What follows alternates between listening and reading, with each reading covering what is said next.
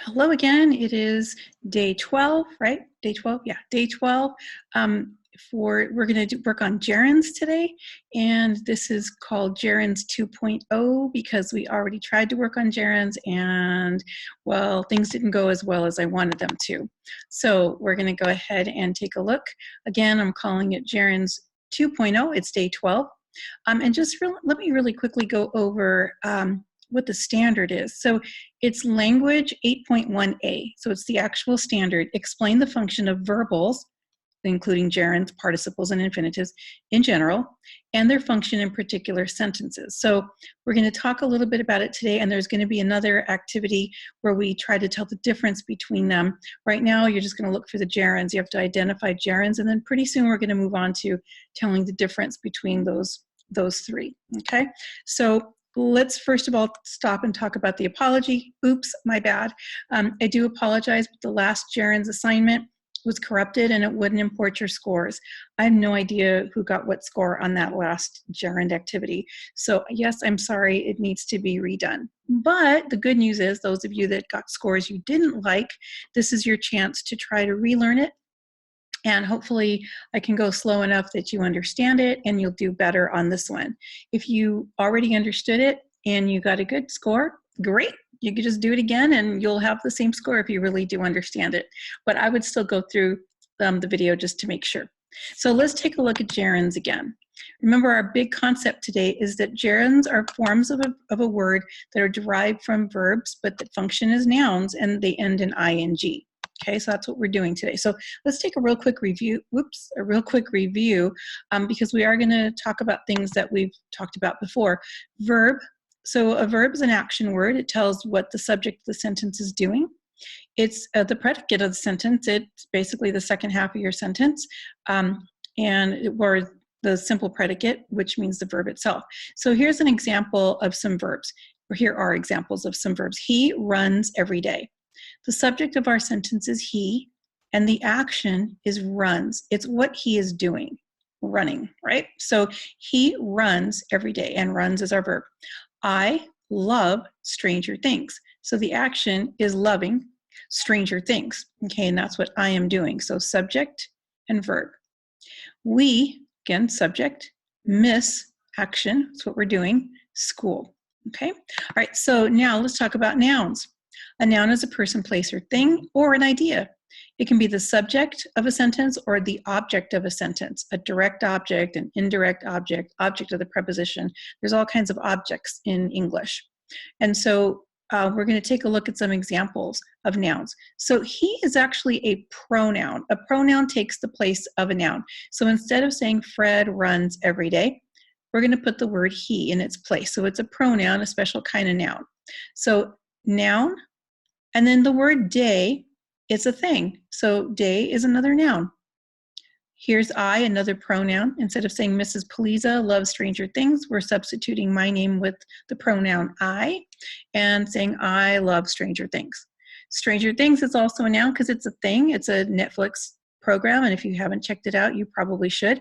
You also might notice that there's a couple things going on here. We have quotation marks because it is the name of a television program, and we have capital letters because, again, proper noun, it's the name of a program.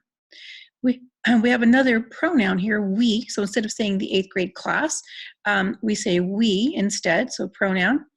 Miss School, and school is a thing. It's a place, actually, and it's a thing, too, because you can touch it. It's a school building. All right, here we go into the tougher ones. Present participles. So a present participle is always used with the form of the verb to be. And that would be am, is, are, was, or were. And let's look at some examples. He is running every day. So we have a to be verb is right here. And then we have the participle running. Is running together. The helping verb is and the participle make up the entire verb, okay? And then we have another set here. I am loving Stranger Things. Am is a form of the verb to be, and loving is our participle. So am, loving together makes up the verb of the sentence. We are missing school. You have a form of the verb to be, and you have your ing word. Are missing. We have a helping verb and a participle. All of this is your verb, okay? We're just calling each little part by its proper name, okay? One more thing. We also talked about verbals that act as adjectives. We talked about it earlier in the school year. In fact, Mr. Schatz was in there that day, so maybe you remember it. I don't know. But we did a whole lesson on verbals, which are words that end in ing that act as an adjective in a sentence. It usually describes a noun that's right after it. Example, the burning house. The burning house was in the growing city of Pleasantville. Burning is an ing word, but you'll notice there's no helping verb in front of it. There is a noun after it. Is it telling us about the house? Burning house. Yes, it is. It tells us what was going on with the house. We can see, we can visualize that house up in flames. It was in the growing city. Growing city. The word city is a noun, and I can actually visualize the action of the city growing and getting bigger. This isn't acting as an adjective to the word city.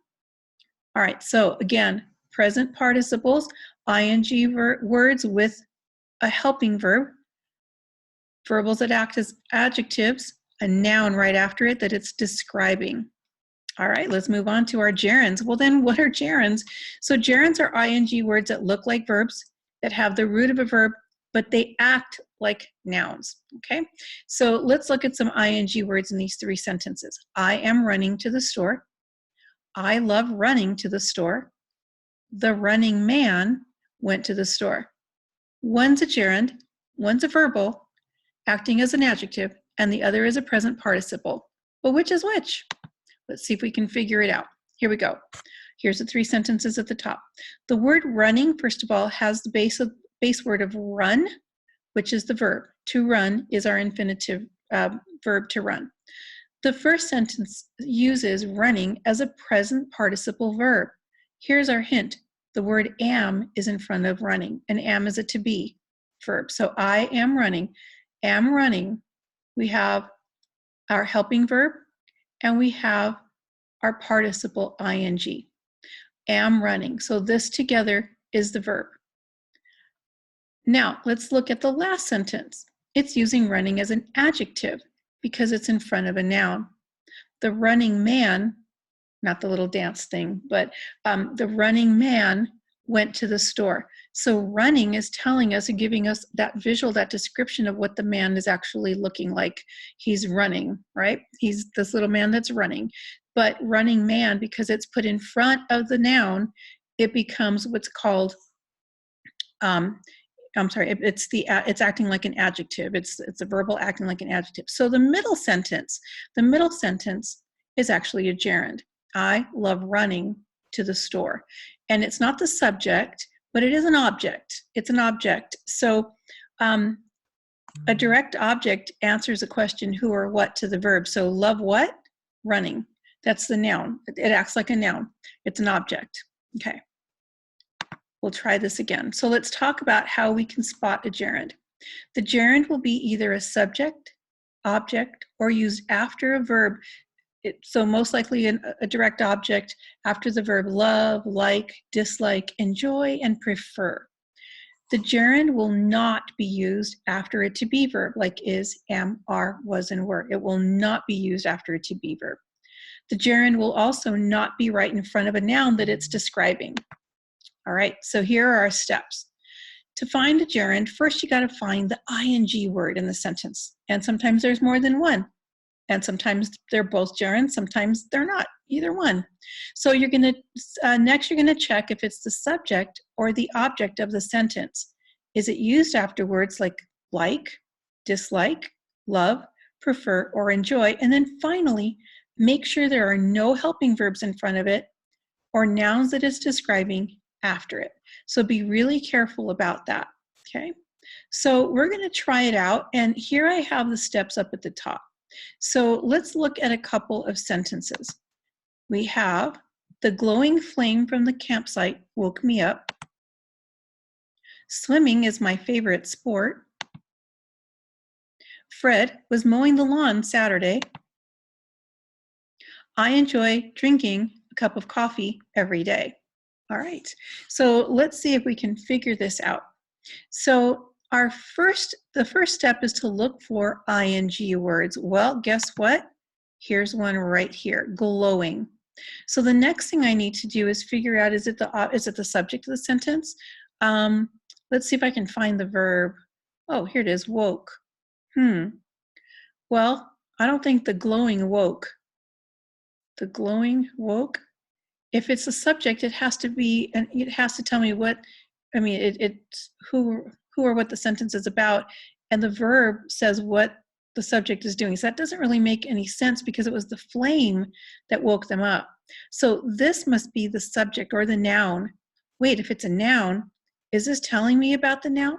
Does the word glowing tell me what kind of flame or what it looked like? Yeah, it does.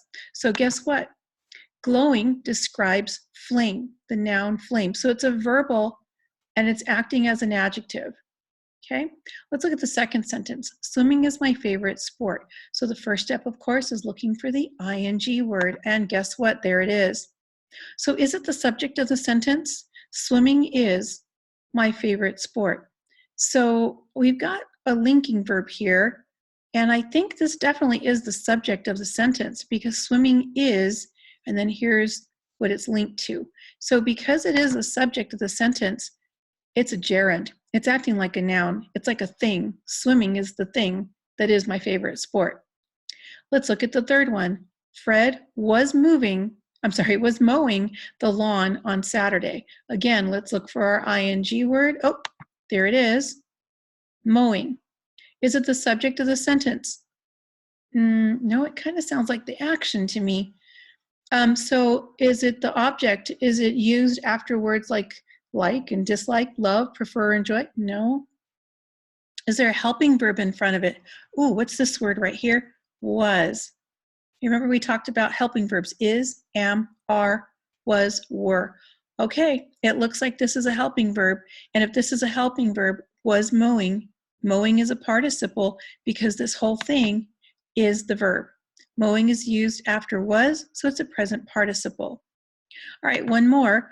I enjoy drinking, there's our ing verb, a cup of coffee every day. Drinking. So because we're talking about the action of drinking, it's actually the noun.